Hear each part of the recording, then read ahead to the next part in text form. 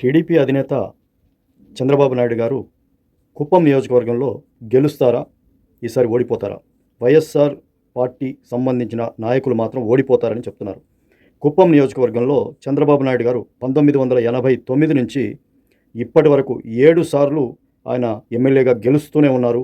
కుప్పం నియోజకవర్గంలో కుప్పం నియోజక ప్రజలు ఆయనకు బ్రహ్మరథం పడుతూనే ఉన్నారు. మరి ఈసారి ఓడిపోతారని వాళ్ళు చెప్తున్నారు. లేదు, ఈసారి చంద్రబాబు నాయుడు గారు 8వసారి బంపర్ మెజార్టీతో గెలుస్తానని ఆయన చెప్తున్నారు.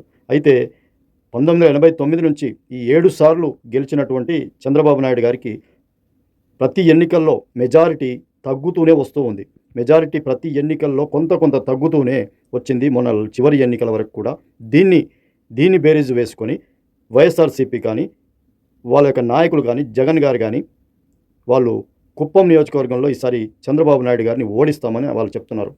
ఈసారి చంద్రబాబు నాయుడు గారు మొట్టమొదటిసారి అత్యధిక మెజారిటీతో ఎలా గెలిచారో 89లో అలాంటి మెజారిటీతో గెలుస్తారని చెప్పేసి టీడీపీ నాయకులు ఎదురుదాడి చేస్తున్నటువంటి పరిస్థితి ఉంది కుప్పం నియోజకవర్గంలో.